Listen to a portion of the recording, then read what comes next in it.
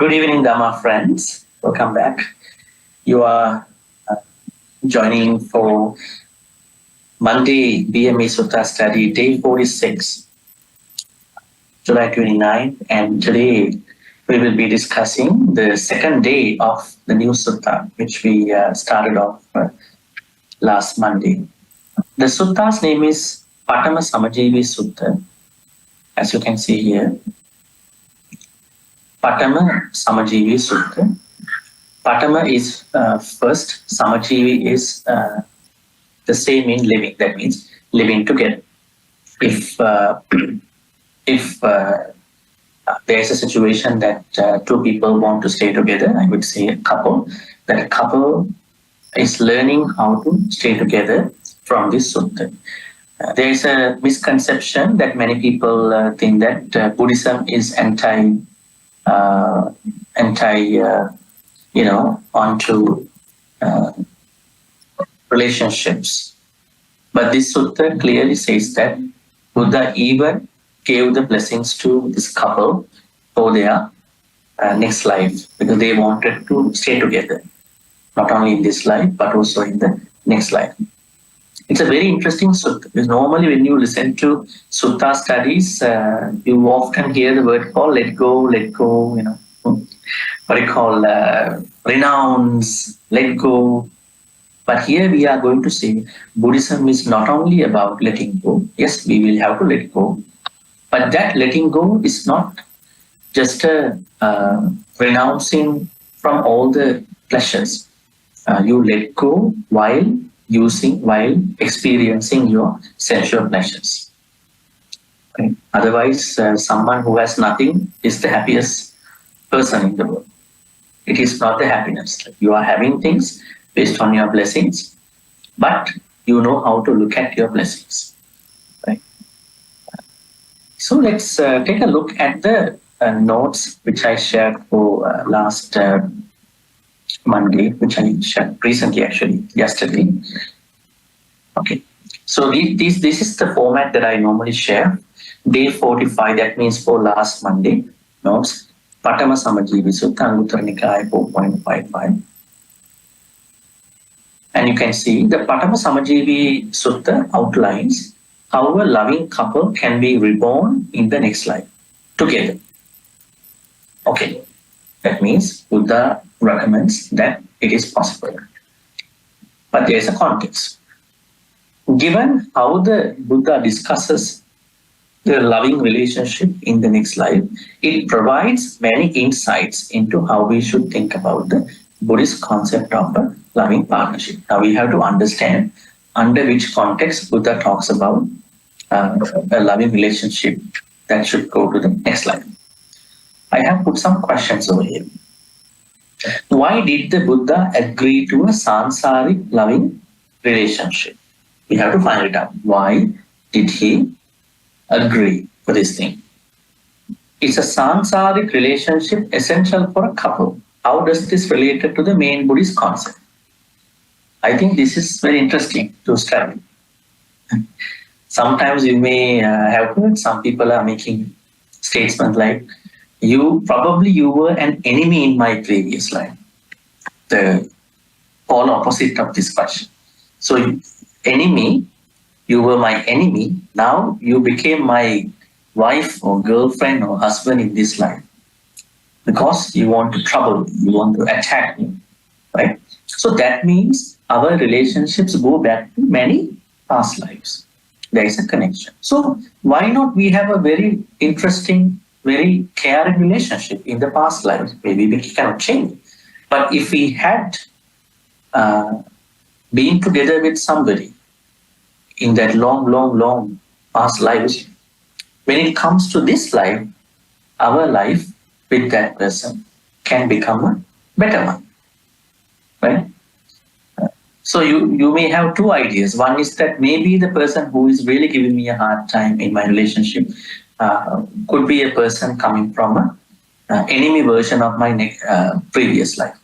Or the person who is giving me a really hard time may be somebody I have never met in my sansaric life. So that's why I have to struggle to be with this person. Both can happen, right? Sometimes when you don't know people a lot, you have to keep up with that person, understand that person more and more. So there may be two projections. Probably the person who is giving me a really hard time could be an enemy in my past life. One of the things that I want to be your boyfriend, I want to be your husband, wife, girlfriend, so that I can take revenge from you. I can do a lot of bad things to you. Because when you are together, you can't do that much. Or this could be somebody who is coming to you anew, you haven't met in your life, previous life. Anyways, Buddha says it is very essential that you to have a sansaric relationship with your better half. You can't change it, you can't make it, but if you have had it in past lives, it's a very lucky thing, it's a very blessed thing. So because then you know that person. And you feel that the relationship, all the emotions that you are nourishing, you are sharing, you are investing in the relationship seem not new actually. You feel that they must have happened in a previous. I can feel you maybe more than this life. That means there must have something. In English they call soulmates. But this is how we understand from the Buddhist point of view. If that encounter was to happen in your past life, then this could have been a better way to look at how necessary it is to have this kind of thing. How does it relate to the main Buddhist concepts? We can pick up the example of Buddha, Shakyamuni Buddha, as a layperson, Prince Siddhartha, right? So the Buddha and then Yashodhara, Prince Siddhartha and Princess Yashodhara, they have been together for, at the very least, for 500 lifetimes.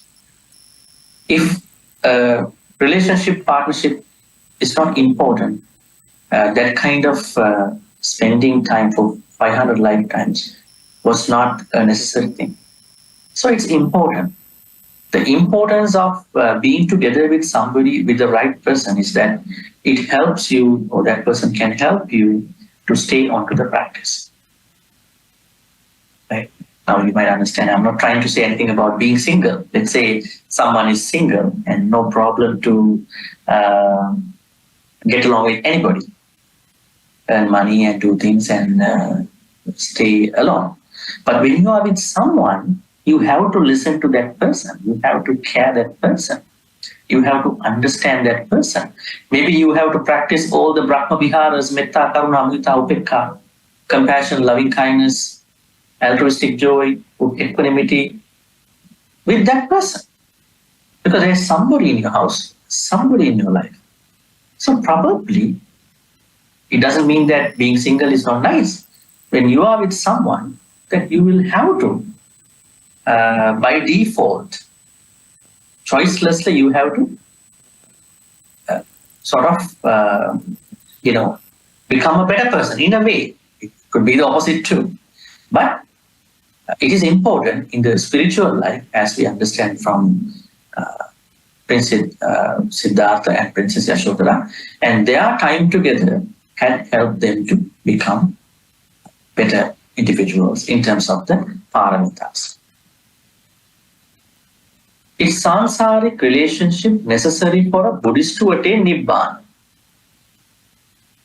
Is a sansaric relationship with somebody necessary for a Buddhist to attain Nibbana? This thing can be taken in two ways. One is whether I have or you have practiced paramita in your past lives. Sansaric relationship. On the other hand, is being with somebody in the long past necessary for someone to work really good on the spiritual practice? So we can see this in two ways. Yes, it is very necessary. That's why there are a lot of people who are listening a lot of Dhamma talks, trying to learn a lot of Dhamma things, but they don't feel that there is anything working within their heart. They always fill up their heads with a lot of Dhamma. But when it comes to the heart, that Dhamma has not gone to the heart. Why is it? It is still stuck in the head. It doesn't go to the heart because time-wise, past life-wise, they have not been practicing this for that long.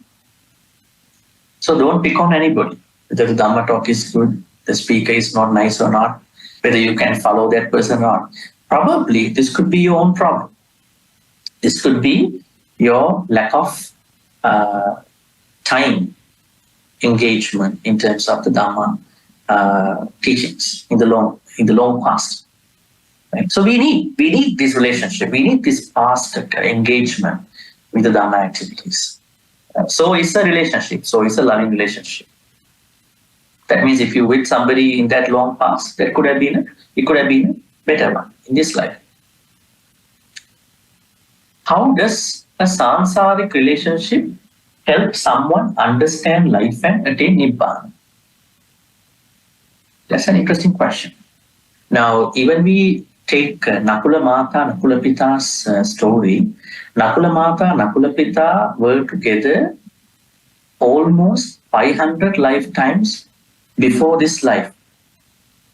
And we understand not only that they were together for 500 lifetimes, but also they were the parents of Shakyamuni Buddha for 500 lifetimes. Interesting, right? So they are not a new couple. They are Buddha's mother and father. But when you look at their sansaric life for 500 lifetimes, they were together and they have been practicing together. They were true Kalyana Mitras. Now they have already become Sotapannas. So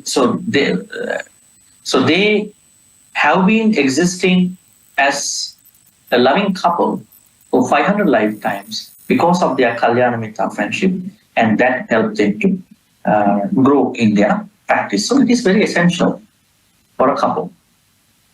What role does Prince Siddhartha's loving relationship with Yashodhara have in his practice of perfection's paramita as a bodhisattva? We understand that it is a huge amount of connection to Prince Siddhartha's bodhisattva practice, because she has been really helping out for the practice. What if the Buddha did not have someone like Yashodhara, and was he able to carry out his bodhisattva practice alone? Perhaps not, because there should be someone who can understand him very well. Now, what if in the last life Princess Yashodhara was to give a very hard time on the Buddha? You can't do that, you must be at home, right? And what if she becomes a little bit challenging to the Buddha's activities? At that point, he may not be able to leave the house, carry out his path, right? So that means it is definitely a help for Prince Siddhartha to carry out his paramitas and then to fulfill his bodhisattva activities in his last lifetime. Why do so many teachings in today's world devalue loving relationships regarding Nibbana? They are not the Buddha's teachings. Mostly they are attributed to the Buddha. There are a lot of so-called Buddhist teachings given in some books. They are attributed to Buddha. If they are from the Buddha, you must give the reference to that statement. So it is not something that is coming from the text from Buddhism. It is because some people, they are having their own opinions about the text. In my understanding, what's happening to many people is that when they want to learn some suttas, they learn very,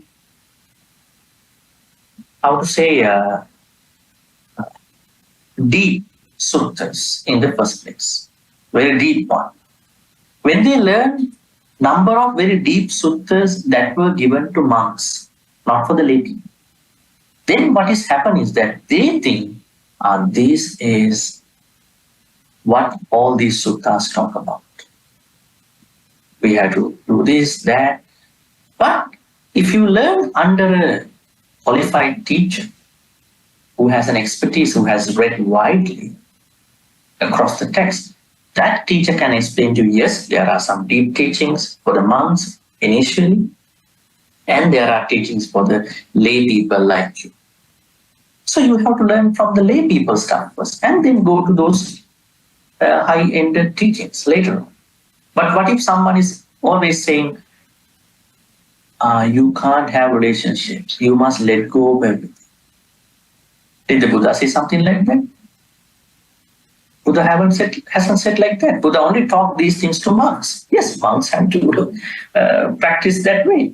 But for the lay people, they have to understand the teachings of the Buddha given for lay people.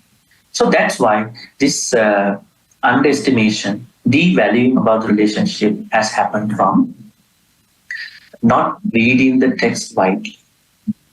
Okay, that is the reason. Otherwise, the Buddha has never said things like that. Finally, what is the connection between the Pathamasamajivi Sutta and other mainstream suttas? Are there any additional suttas that address similar facets of a relationship? Yes, there are many suttas like that. In one sutta, Buddha talks about very interesting simile. Buddha says there are 4 types of couples. He uses, what is the word he uses? He uses a good man, husband, as a deva, and a bad husband is a dead body of a male person, chava. And a good wife or a girlfriend is a female deva, and a bad one is called dead body of a female. Female, I would say, yaka. He uses. He says, Devo chavaya sadding sarvasati. A deva is living with a dead body, a yakini dead body. And then a female deva is living with the yakha dead. And then a deva, male deva, is living with the female deva. That's a good relationship. And a male yakha, a dead yakha, is living with the female dead yakini, which Buddha did not. So there are many teachings about relationships, how the relationship should be invested, how they should be maintained, started off, and all that. So there are many. But unfortunately, our lay people don't get exposure to those texts. Why is it? Because they always learn from those high-ended suttas, and they think that that is only the Buddhism. If we don't look at Buddha's ideas about these aspects, then we are insulting those suttas because we don't know what he talked about. Right? So I encourage, probably I can send you those, some of the suttas if I have time under the blog, probably the WhatsApp group for you to take a look. All right, so that is the last Monday. This is what we've been discussing last Monday. Now let's go to the text for today. Now we understand Nakulamata and Nakulapita, they were living in a house, and what happened? The Buddha went to their house, and now they respected the Buddha, and they sat down. Now Nakulapita is talking to the Buddha. How he talks? Yato me Bhante Nakulamata Gahapatani Daharaseva Dahara Anita. Bhante means the Venerable Sir. Nakulamata Gahapatani. Gahapatani means, Gaha means, what does Gaha mean? Gaha. Gaha. Gaha means house. Gaha means house. Patani means holder. Female holder of a house. That means the house that Nakulamata and Nakulapita owned, it was not only owned by the man, Nakulapita, it was co-owned by the both. Bhante, Nakulamata, Gahapatani. This householder Nakulamata, Dahara Seva, Dahara Anita. That means Dahara Seva. That means Dhaharaseva means when I was young and she was also young, I was able to bring her to my house. As you can see, Bhante says I was young when the young girl Nakulamata was given to me in marriage. But Nabijana, I don't know. Nabijana means I don't know. Nakulamatarang Gahapatani. I don't know. Manasapi Aticarita. I don't know even a time that I have cheated. I have cheated on Nakulamata, even in a thought. Manasapi. Manasapi means in a thought. Aticharita means cheated. That means ever since I brought Nakulamata to my house, I have not cheated on her even in a thought. Even in a thought. Kuto panakaina. What about my body? Kuto pana. Kuto means what about? Kain. Manasapi means in a thought. Aticharita means cheated. Charita. Charita means not cheating. Means stable. But ati means you have behaved beyond the proper staying with that person. I have never, ever since I have brought her into my house after the marriage, I have never cheated on her even in a thought, what about the body? So now initially what could be your observation when you hear this?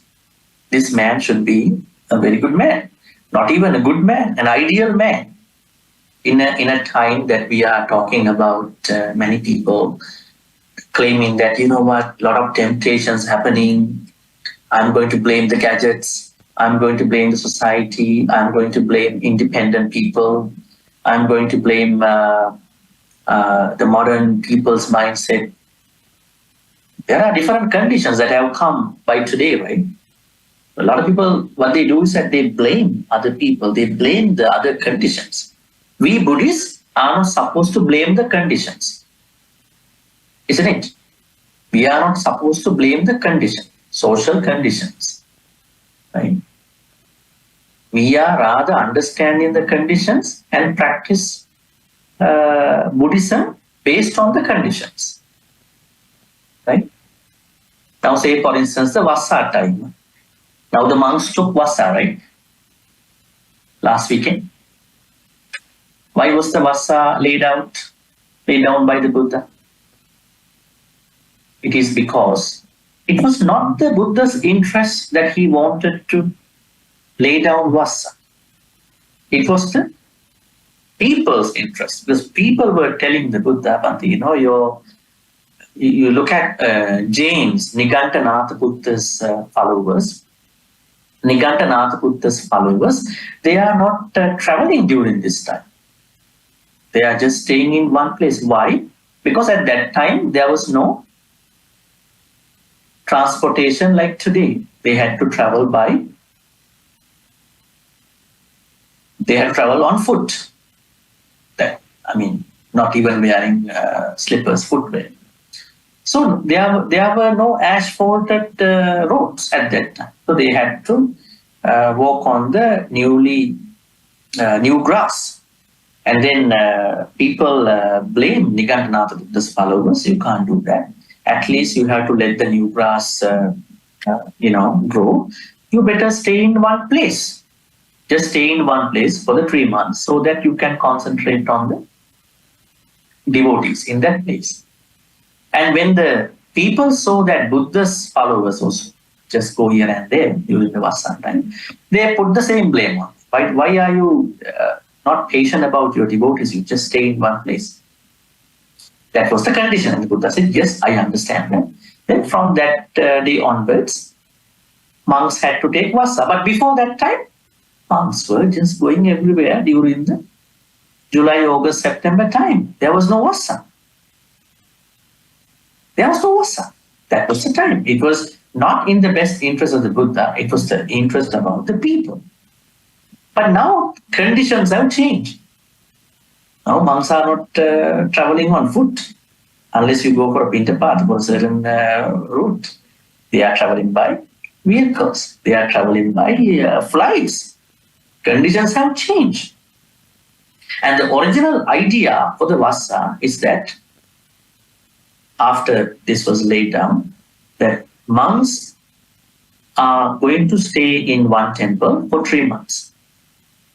And then they are supposed to travel.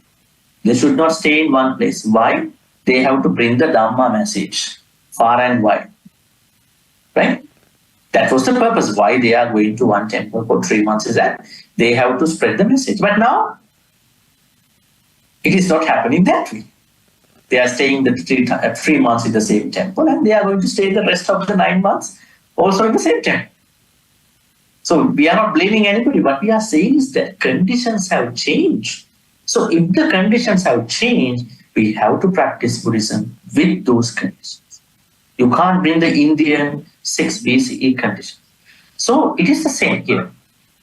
Now we understand that for those people who are saying cheating is possible, cheating is unavoidable, cheating is inevitable, here there is proof. There is one man, Nakulapita, is saying that I haven't cheated on my wife, even in a thought. What about my partner? Something to think about. Then, not even that, he's saying something else over there. Manasapi. Manasapi means even in a thought. Aticarita, not here we understand. Nabijana, I don't know. Even a moment in a thought, I have cheated on Aticarita on her. Kutopana, what about? Kutum is what about? With my body. Now he's telling the Buddha his plan. Ichayam Mayan. Bhante, I like. Mayan means we like. Ditte cheva dhamme anya manyang pasitum. Ditte cheva dhamme means in this life, just as we were together in this life, we were happily working together, living together, each other. And we also would like to see each other, anyamanya, each other, asitam. See, abhisamparaya, that means next life. Abhisamparaya to mean next life. Anyamanya, each other to see. Just as we saw each other and spend quite a long amount of time, we would like to see each other in the next life as well. Once again, Nakulapita is talking to the Buddha. He is saying, Bhante, I have not even had a thought to cheat on Nakulamata, my wife, even in a thought. What about body? Therefore, I would like to, just as how we have been together by seeing each other in happy ways, we would like to be reborn together to see each other in the next life. You can see here, Bhante, since I was young, when the young girl Nakulamata was given to me in marriage, I don't recall ever transgressing against cheating, but even in a thought, much less by deed. What about body? We wish, Bhante, to see one another, not only in this present life, but also in future life. If somebody is going to say this to someone in a Buddhist community where there is no proper understanding about this sutta or these suttas, they will come up with a very heavy stand. The stand will be, hey, life is anicca, don't even think about it, What you are doing is that you are going against anicca dukkha anatta. Anicca dukkha anatta is, that concept is lying at a higher level. We understand that by understanding life, especially for a layperson. And this couple, they were sotapannas. They know they are dying. They will be reborn. Right? Having understood anicca dukkha anatta in the proper way, they have been together. Not that because of anicca dukkha anatta, they wanted to end the relationship, which you might say in today's world. Because of anicca dukkha, we have to stop, we have to do this. right? We have to go on a solo life, solo journey. We don't have to. Then what is the practice of Kalyana Mittas? Why do you need Kalyana Mittas, noble friends? Right? What if your husband, your wife, your boyfriend, girlfriend become a Kalyana Mitta to you? What good can that bring? Right? So we will see what then Nakulamata said after this. Nakulamata ko gahapatani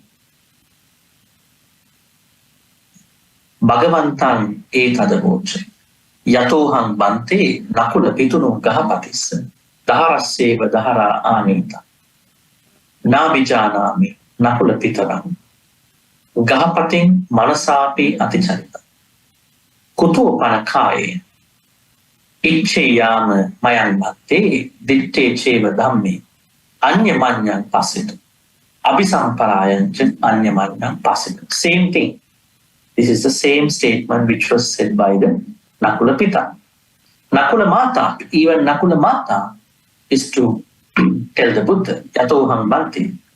Bhante, ever since Nakulapita took me, brought me to the house in marriage, Nabijanami Nakulapitaran Gahapati Manasa. I have never, I don't know even a moment of time in a thought that I have cheated on Nakulapita. What about body? Therefore, we would like to, just as we were together in this life, happily, we would like to see each other in the next life. Now, what could be your perception about this couple? They are quite, relating to themselves in terms of what they think about it. Right? Their perceptions about their life is very similar to each other. Right? So both understand each other very well. There is no single saying that you don't understand. Right? How many people in a relationship are to make that you still don't understand me? Right? This is something interesting. We've been together for 10 years, but still you don't understand. You don't know my expressions. You have not looked at me in this particular context. But this is completely the pole opposite. Yes, I know you, you know me. And then not even in a secular point on. We have not cheated on each other, even in a thought. So now we have to think about how not to cheat on each other, even in a thought. How to do that? As a layperson, what is your level of temptations? Temptations can come to you anytime, right? So how to survive with the temptations? How to protect yourself? Right? Sense media, they are always coming to you. How to survive in those temptations? Are you thinking about salutation to Buddha, Namo Tassa Bhagavata, Oitipso Bhagava? Or you are trying to understand what is this temptation? Actually, how it was possible for this couple not to cheat on each other because they were Sotapans. When you are in a relationship, say for instance you became Sotapannas, this ability not to cheat on each other become very strong, become very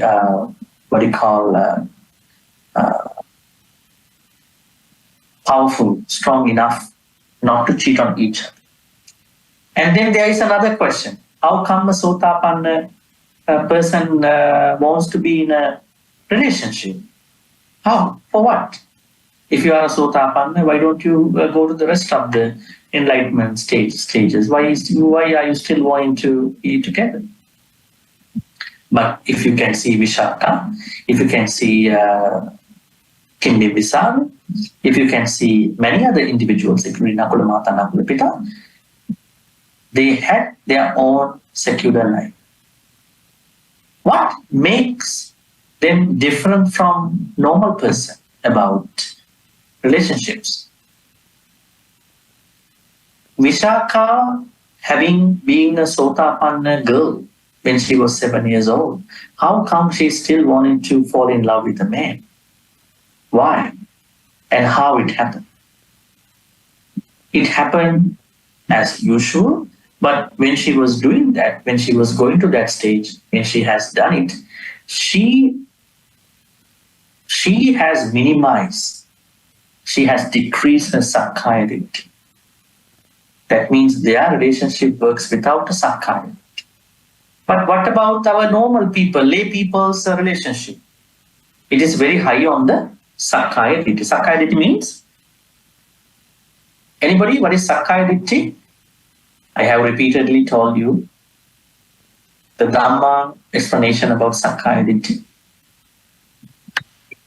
What is sakkaya? Sakkaya means upadana, grasping the 5 aggregates. When you are making 5 aggregates, the upadana, that is sakkaya. When you say ego, self-centeredness, personality conceit, you won't get it. The Buddha said, Sankittena panchupadana-kanda dukkha. Now he was talking about the dukkha. At the end of the explanation, he still understands. If any of you didn't understand what I said earlier, jati dukkha, jara dukkha, vyadi dukkho, marana dukkha, abhye sampayogo dukkho, piye vipayogo dukkho, yam pichchana labati tampi dukkha, then sankittena, in short, I would tell you, panchupadana-kanda, dukkha arises primarily at a certain level. This is very interesting.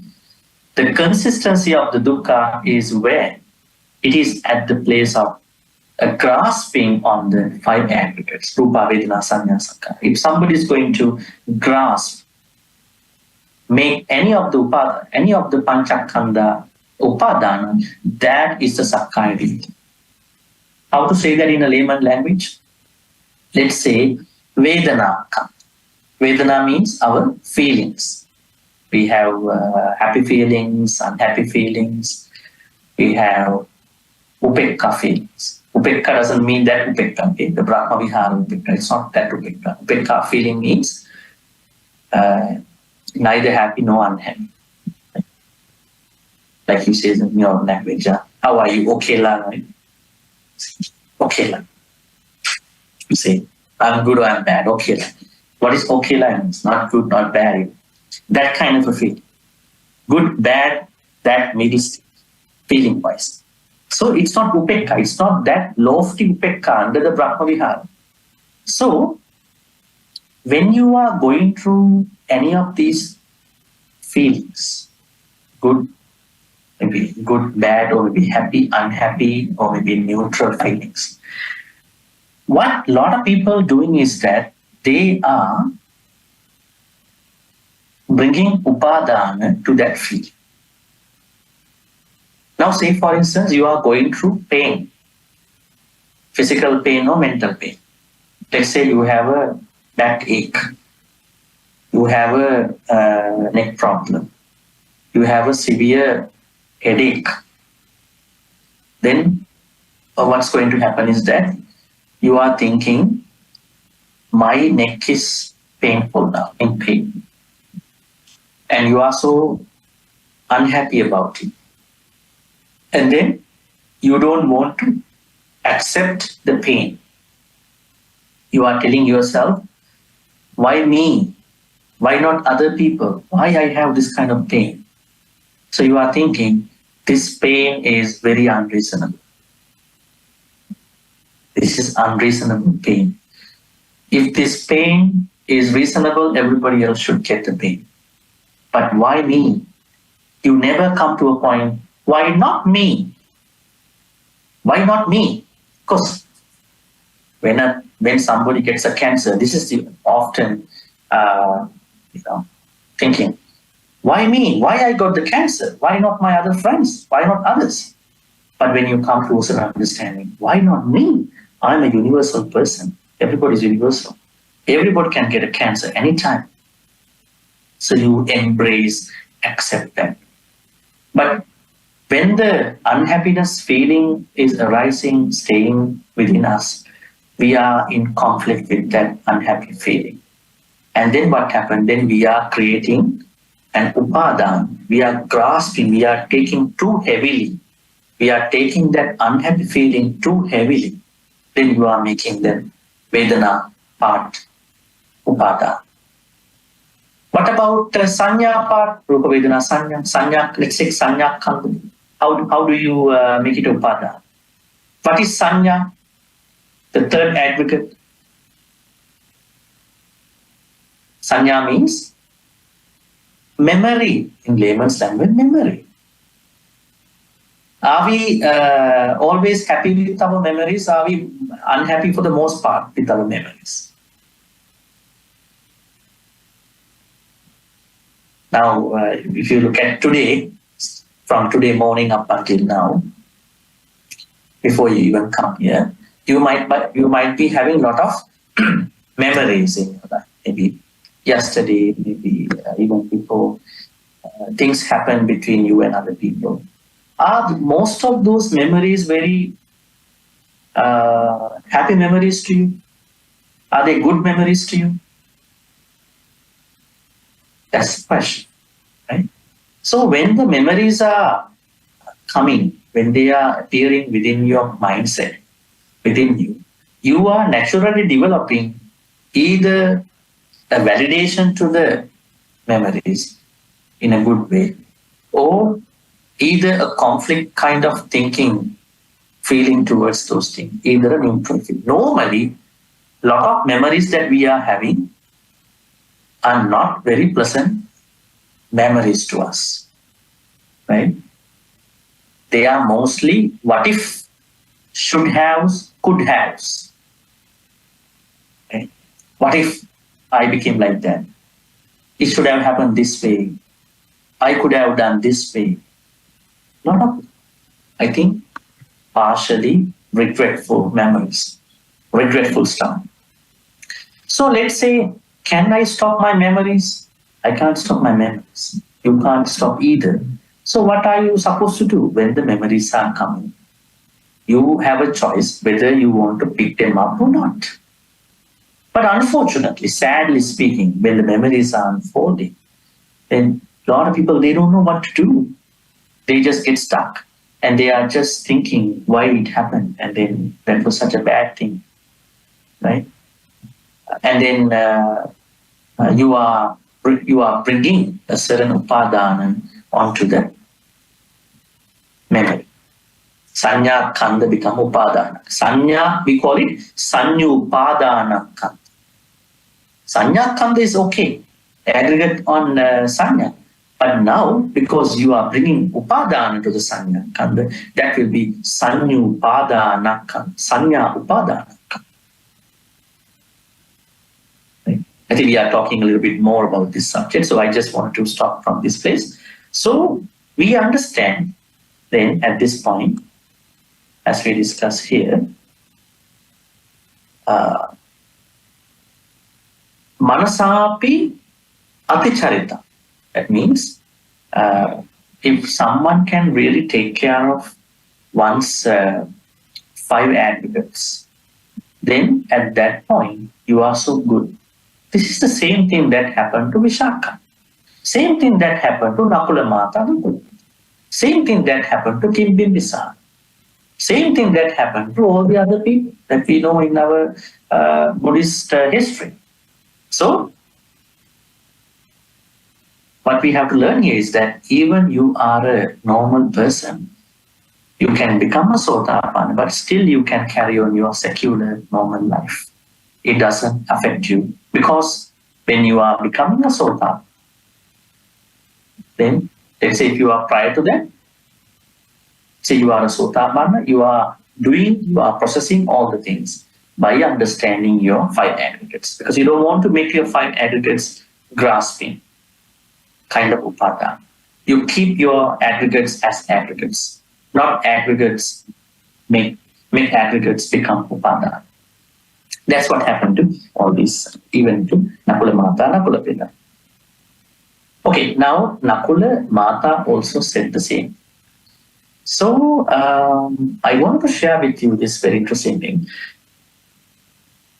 This is the only time we see in a Buddhist sutta where a couple were talking to the Buddha very boldly, in a very bold voice, that we have never cheated on each other. Now, normally in today's world, other people can estimate about other people just from outside.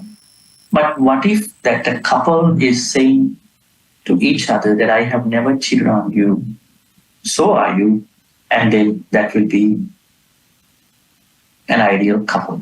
And now both are asking the Buddha, is it possible? What was the Buddha's answer? Did the Buddha say, oh no, it's such a very dangerous thinking. You must stop thinking like this.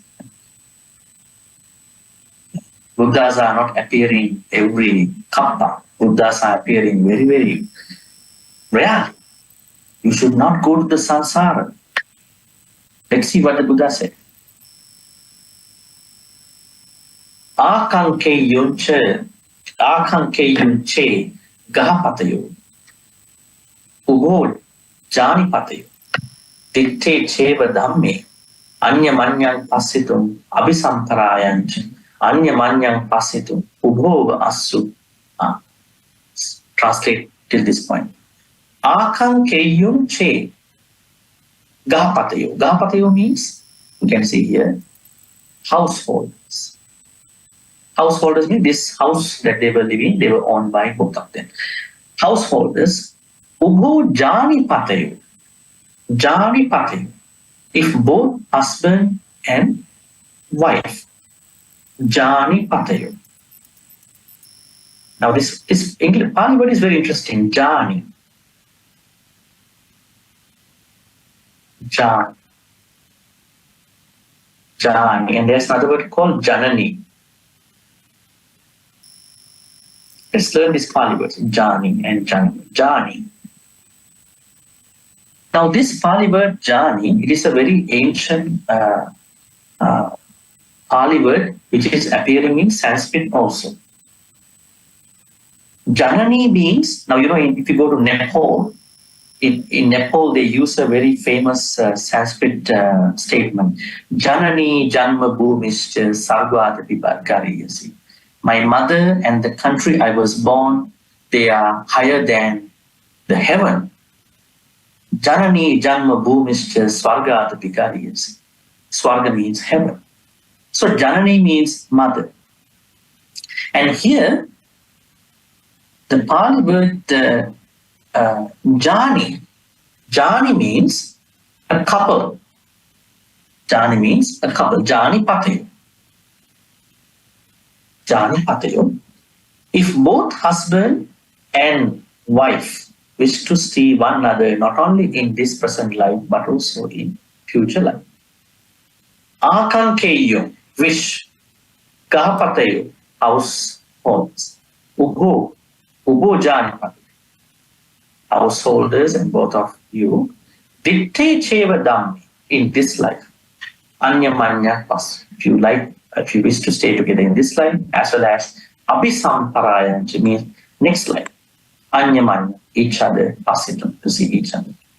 Ubhova asu, both of you must have 4 things. Both of you must have cultivated 4 qualities together. Now what does the Buddha say? If you want to stay together, you must have cultivated 4 qualities. Right? So Buddha is very clear on this. Now this is the Buddha's way of interacting with other people. Right? When Kisa Gautami brought her dead son to the Buddha, Kisa Gautami asked from the Buddha, Bhante, my son is dead. They say he is dead. They say, I don't believe he's dead. Can you regain his consciousness? Can you recover him? What did the Buddha say? You know what? This son is dead already. You bring this dead body to a cemetery nearby. Just bury or cremate this dead body. Life is anicca. Death is inevitable. Right? Life is uncertain, death is inevitable. What are you doing with this dead body?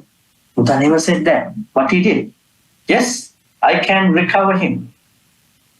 She was very positive.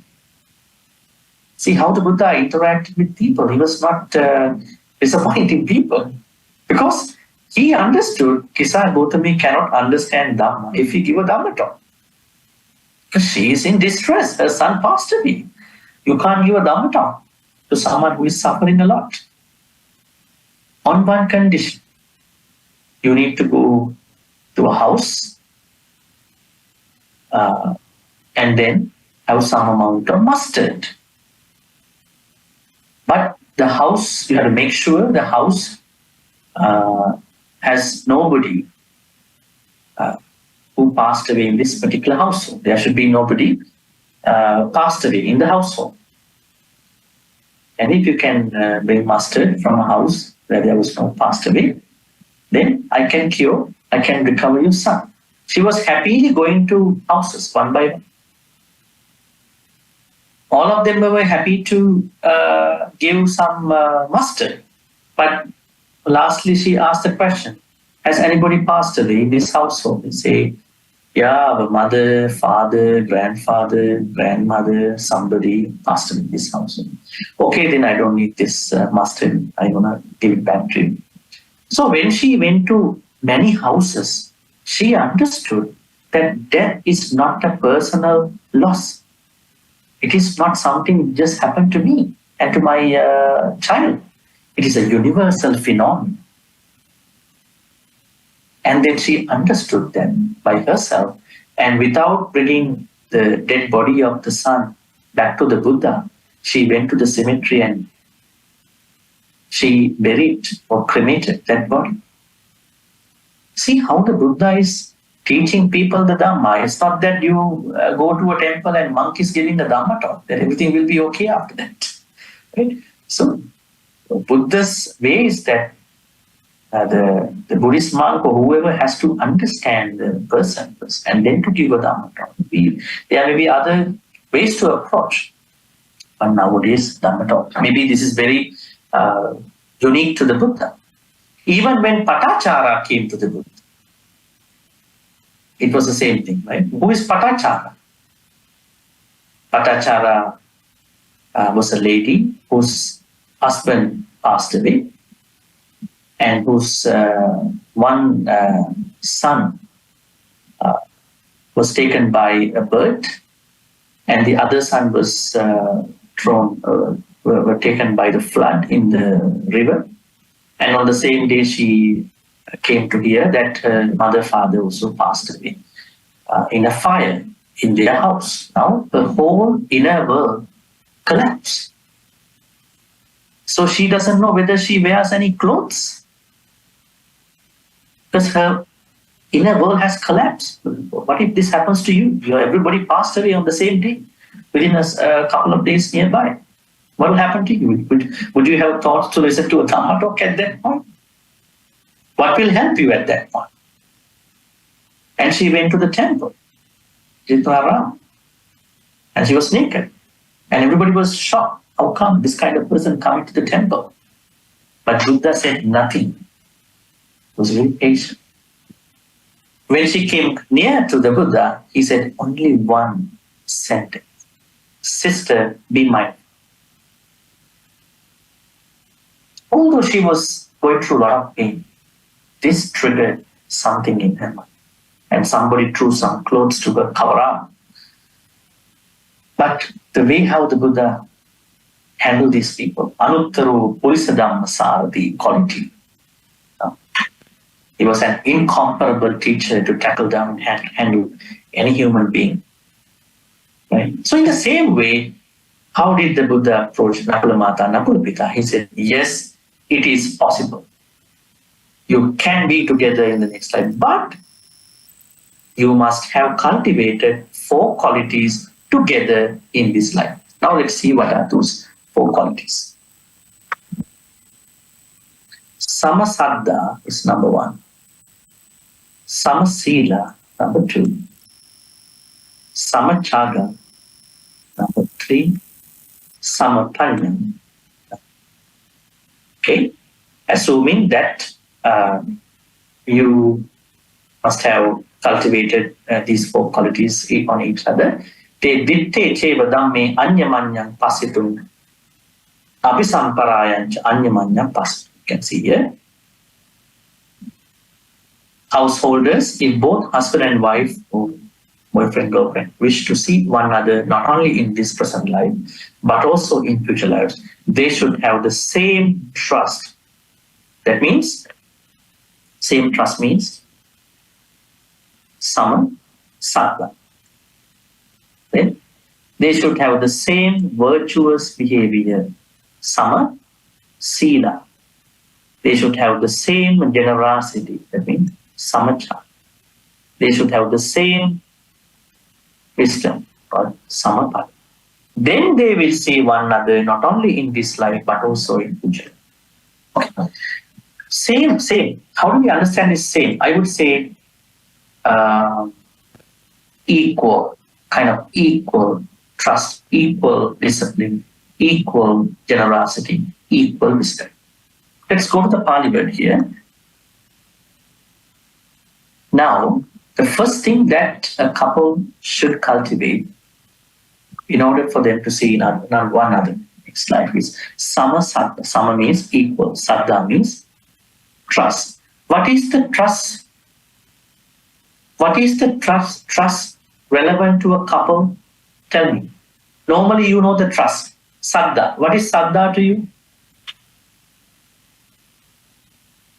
Believing in the Buddha, Dharma, Sangha. Right? That is Saddha, right? Unshaken, unwavering trust about the Buddha, Dharma, Sangha. Is that the Saddha trust that a couple must have in here? It is not the trust relevant to a couple. This means equal trust on each other. Isn't this a problem to many people, many couples, and relationships? They say they know each other, but when the problems arise financially, socially, family-wise, then they understand there is something that we have not discovered in our life. Right? So the Buddha said that every couple must have had equal trust on each other. If the both do not have the equal trust, then you can't stop insecurities to come out. A lot of insecurities are coming up. When the insecurities are coming up, that means that house is going to be a mess. It's going to be a really, really bad mess. Why is it? Because insecurities. It's not about other people. Understanding each other is the most important thing in a relationship. But since conditions have changed today, we are more likely going on to a very self-centered, independent life inside the relationship, isn't it? Financially and, work-wise, socially, education-wise, everybody wants to be a little bit self-centered, even in a relationship. So you have to manage that mentality because the conditions to work on the equal trust. Trust is very, very important. Number one pillar. We will discuss more about that later. The second quality is that Samasila. Now I want to mention something else here. Sometimes one has equal trust, either husband or wife. Other one does not have. Then it is also going to be a problem because it has to be a mutual trust. It has to be an equal trust. Right? The second quality is Samasila. What does Sila mean? Sila, S, long I, L-A, Sila. What is Sila? Do you take sila every day? Yeah, when you go to the temple, when they give you 5 precepts. Panatipata, Veramani, Adinadana, Kamisumichachara, Musavada, Suramiri. If you are on a 8 precept retreat, they give you 8 precepts. If you are on a 10 precept retreat, they're going to give you 10 precepts. Is that the sila relevant to a couple? What is the sila for a couple? Not cheating on each other. Kamesu michachara, pretty much. Kamesu michachara. That means you are not misbehaving in your sensual pleasures. You are not going to be in the sexual misconduct. Buddha does not talk about the sexual behaviors here. I gave a talk long time ago here in this place about Kamisu Michachara. Most of the questions I got asked was different sexual behaviors and did the Buddha approve them? I said, Buddha didn't know these behaviors. I said, what Kamisu Michachara means, you are not stepping over to the other person's relationship, right? Other person's dearly core relationship. So Samasila means both are not cheating each other, both are disciplining oneself all the time. So quite a lot of courage needed to do so. Samasila. And then Samachaga. Sama means equal. Chaga means, this word we have discussed a lot in our previous discussions, chaga. And I discussed with you 2 Pali words about this concept, dana and chaga. Now, dana means giving, which you do all the time, and chaga means giving up. Giving up. Okay, dana chaga. Sama chaga. Normally, Buddha uses the Pali word chaga for the dana activity. Because normally you know dana, Leong Yen. Everybody can do dana. Even the politicians are doing the dana. But we don't know their ulterior motives. Isn't it? They are doing a lot of things. Just because you buy something and go and give it to someone, it doesn't mean that you are doing chaga. But you are doing dana, giving. But dana is the activity that we know. But within that dana activity, there is something else must be present. Chaga quality must come to that dana activity. Chaga means you must give up.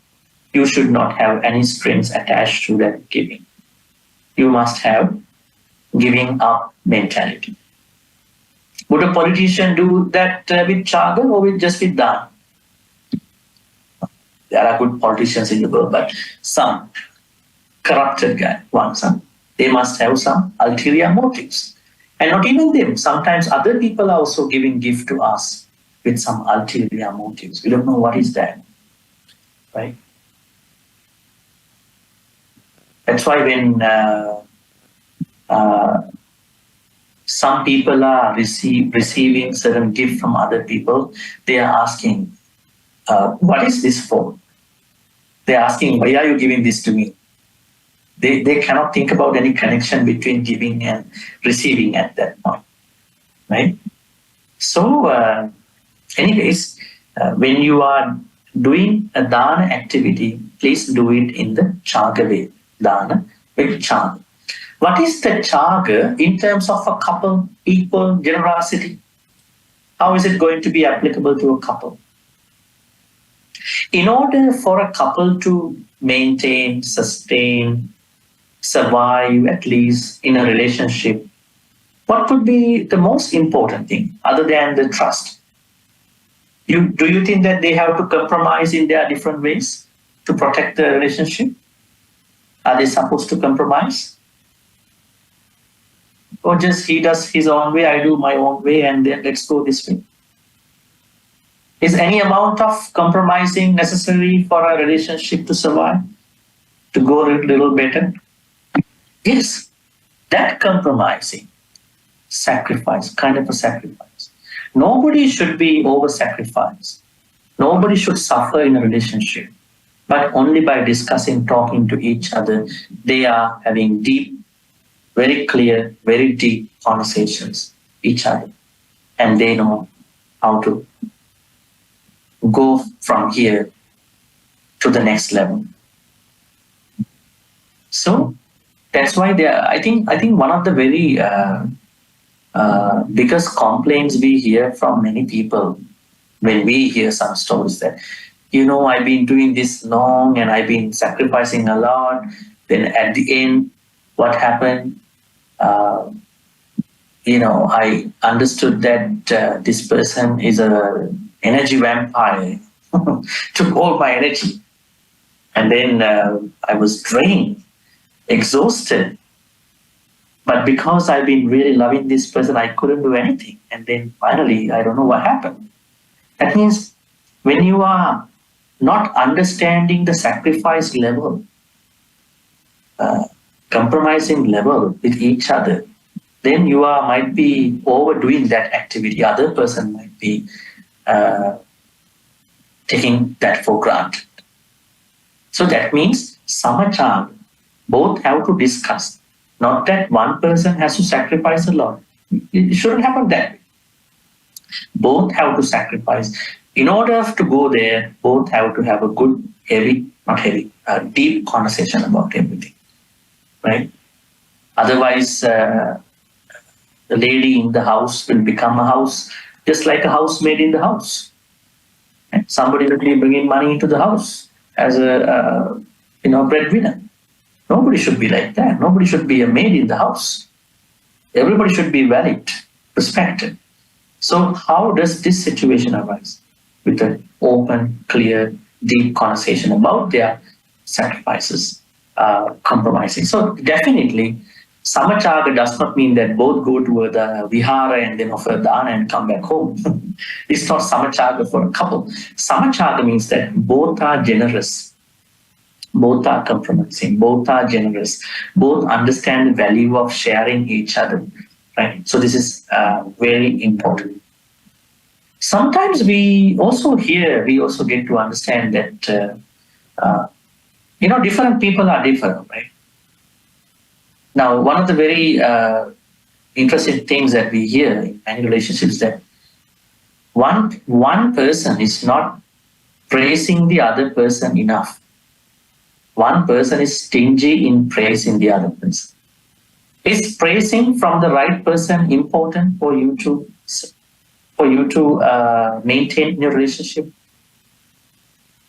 You do a lot of good things, but you are never appreciated, right? Sometimes compromising is okay, but you are not appreciated. So if you hear from a traditional Dharma talk, no, don't worry, don't expect appreciation, don't expect thank you, just do your job, right? That's not our way. That's what we learn here. The Buddha says that both have to be equally generous. Give compliments at the right time. Do not superimpose. Do not flatter about what is happening, but give the proper compliments to the other person and keep the generosity. Maybe sometimes there are occasions where one is going to be generous, other person is going to stop the other person become generous. That means there are misunderstandings, right?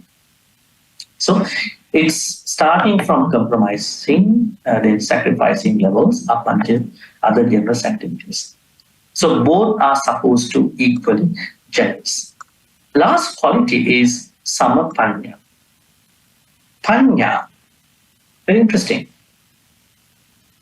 Can you remember our last sutta discussion? Last sutta we discussed. What is the name of the last sutta we discussed? Pathakamma. What is it? Pathakamma Sutta. What is Pathakamma Sutta discussing about? Pathakamma Sutta discusses about how to manage your wealth management. There are we understand, Patthakama Sutta teaches us how a layperson can be wise. It is the same wisdom. Samapanya, what is the wisdom for a layperson? To overcome abhijja vyapada, to overcome abhijja visamulu. First one, abhijja visamulu. Second, overcome vyapada. Third, overcome tina and mita. Overcome uddhacha and kukucha. Overcome vichikicha. The more you overcome these 5, the wiser you become. Now, as a couple, they both have to work on overcoming these 5 and then to improve the opposite. Abhijja means greed about what they have. Visamaloga means greed about what they don't have, what other people have. Vyapada means destroying thoughts of killing, destroying other people. Tinamida means laziness in terms of your mind, the thoughts and then mental factors. Then Uddhacha Kukucha means restlessness and remorse. And Vichikicha means doubts. Now, as a couple, how are couples supposed to work on wisdom? They should always go beyond the knowledge. They have to plan well. They have to discuss each other. They have to finally overcome these 5 as much as they can. So they become very wise. They know what to do. They know how to proceed their mental level. They know how to proceed from their thoughts, their plans. Becoming wiser equally is also a quality for a couple. That is also very important. That's what it is said by Samapanya. Now, when you have Samasaddha, equal trust, when you have Samasila, equal discipline, when you have Samachaga, equal generosity, when you have Samapanya, equal wisdom, then you are guaranteed to be reborn together in the next life, to continue your spiritual journey until you attain Nibbana one day. All right, any questions? Bhante, I have one question. I mean, a Sotapanna, they will be reborn 7 times, provided they are in the Kama Loka plane, you see. What happens is that if they are reborn in the Arupa Loka or in the Rupa Loka plane, so would they be together? If they are not be together, do they have to make an inspiration that they will be born in the Kama Loka plane so that, it's 7 times? Thank you, Bhante. Nakulamata, Nakulapita, they are Sotapannas. So their journey to end the samsara is limited to 7 more life maximum. There is no 8 life for them. We don't know how many lives they have come after becoming Sotapannas. Probably they have already passed a couple of lifetimes before. Maybe this could be the first life. We don't know. So anyways, they are not taking a time to be reborn in the apayas, but they might be reborn in the Suddhavasa, pure abodes, pure lands, and they can become Anagami over there. But normally, if you are not Anagami, you cannot be reborn in the pure lands. So what we understand is that when you are a Sotapanna, within the 7 life of time, definitely they are going to become enlightened arahants. So they will not be going to the arupa lokas mostly. Unless they become anagami, they may be reborn in the pure lands, 5 pure lands, and then attain it. So what I understand is normally a sotapanna is someone who becomes an arahant in the normal life as a human. This is what we normally understand. Unless that person is becoming an anagami person. Rest assured, they are already in the path, so they don't have to worry about it. They have already become Sotan, 7 life maximum. I'm just wonder why are they have been together for 500 lifetimes? Then only now become Sotapanna. So it looks like it's so hard to become a Sotapanna. Even the Prince Siddhartha and Yasodhara, they have been together, according to what Bhante said, 500 lifetimes. Yeah. Okay, very interesting. Now, we don't know in which life of this 500 lifetime they became Sota. We don't know. We assume it was this life. This particular life, they became Sota. Perhaps they became Sotapanna in a previous life. But we don't believe that because they were living in this place, Besakalavana, at the Buddha's time. So definitely, they must have become Sotapanna in this life, the life that they are meeting the Buddha. Prince Siddhartha and Princess Yashodhara's case, they never wanted to become Sotapanna. They wanted to, especially Prince Siddhartha wanted to become a Buddha. And Yashodhara was supporting him. And she also didn't want to attain Nibbana before this happens. It's like, holding the breath. See, there are people who are going to die, but they are holding the breath till their loved ones come. It can happen sometimes. So they made their wishes openly. That's how Prince Siddhartha and Yashodhara, they wish in their own life, becoming an Arahant and then becoming the Buddha. Say, for instance, you are someone who wants to become a Bodhisattva, then you might not become an Arahant. Let's say you are making a wish with the Bodhicitta, you want to become a Samma Sambuddha one day. Then you might not become an Arahant, because your purpose is to become a Samma Sambuddha. So this is what happened to Prince Siddhartha. But Nakulamata and Nakulapita, they didn't want to become Samma Sambuddhas. So they were reborn at the Buddha's time. And then, listening to Dharma talks, practicing, they became Sotapanna. So we believe that they became Sotapanna in this last life. In this life, during the Buddha's time. Any question about Pathamasamajivi Sutta and then wishing to be reborn in the next life? How did the Buddha handle the situation? My question is on because of the four elements or four pieces that the couples to stay together have, right? So what if one of the partners are of different faith? Because the first one is Samasada. So if they have different faith, different belief, how does that work out? There is no mention about to trust the Buddha, Dhamma, Sangha here. So this is there is no problem to become differently religious. None of these qualities, they are not branded as Buddhist. Samasaddha means trusting each other with the least amount of insecurities. Samasila means not cheating on each other. Samachaga means having some relevant compromises and then sacrificing on each other, being generous. Samapanya means working on those 5 things. So you don't have to be a Buddhist probably. If you are a Buddhist, then there's no choice, you are following it.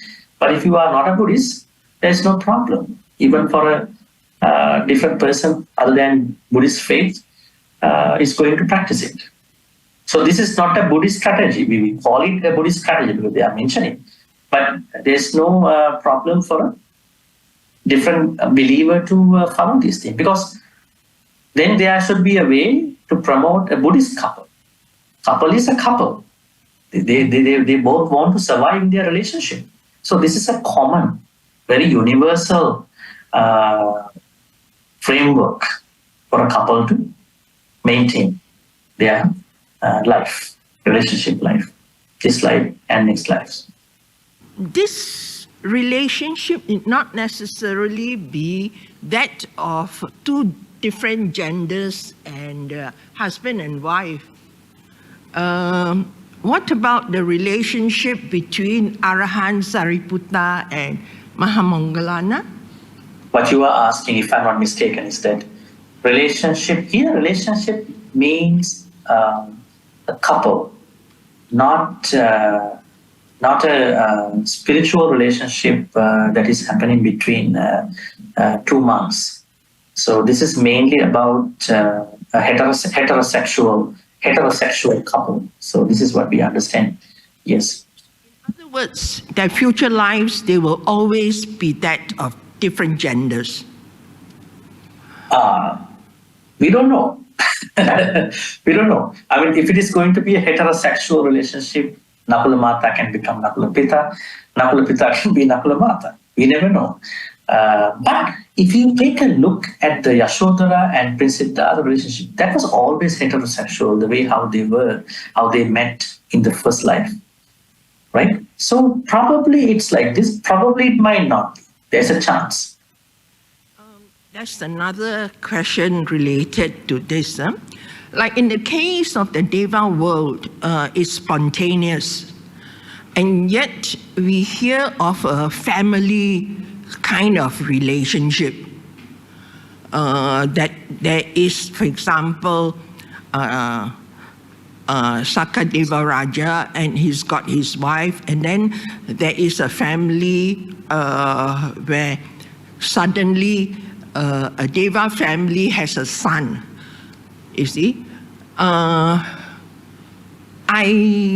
find it difficult to relate because we in our human form, we always think of gender. Now in the case of the Deva world, we still attach this gender thing, but birth is spontaneous. So I think the aspect of relationship in a family context is important more from the aspect of family relationship in terms of like love and commitment and things like that. Can you please clarify that?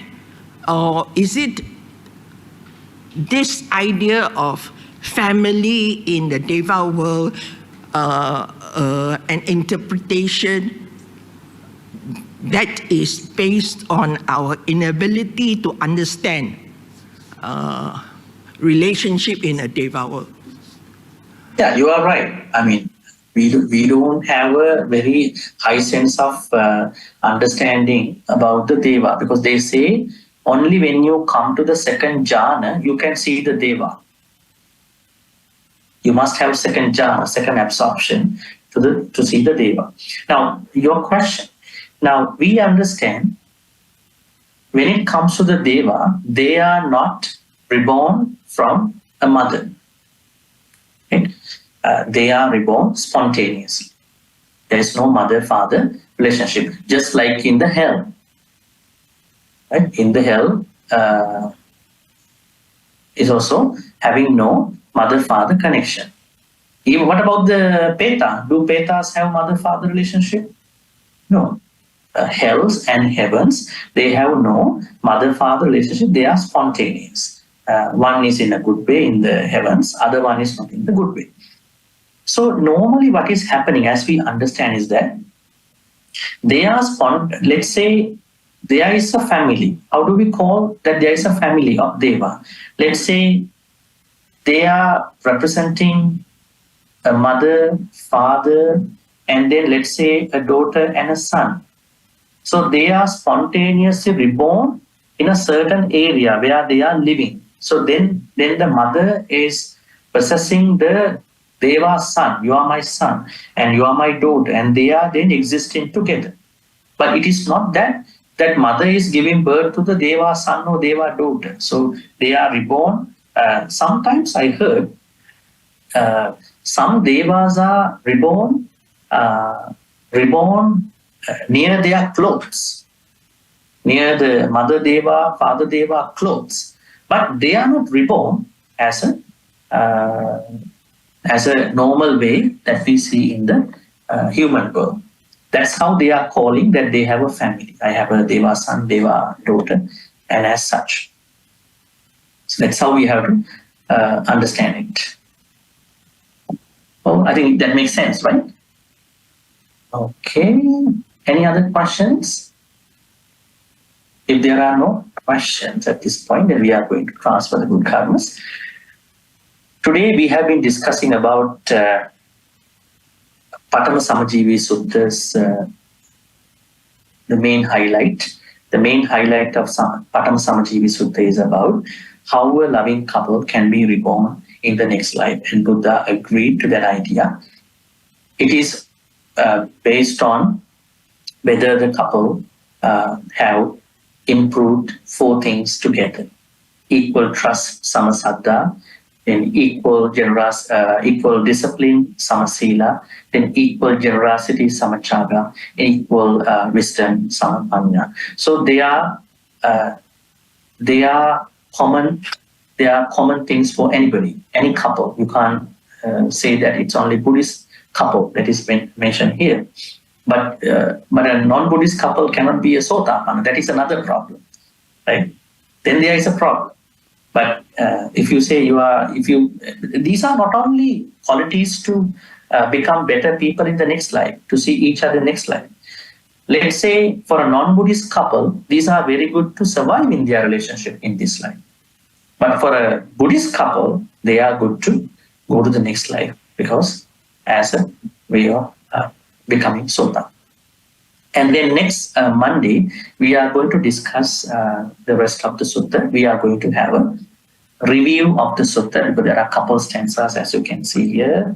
These are mostly benefits, number 7, number 8, number 9. So we are going to go through that section next Monday.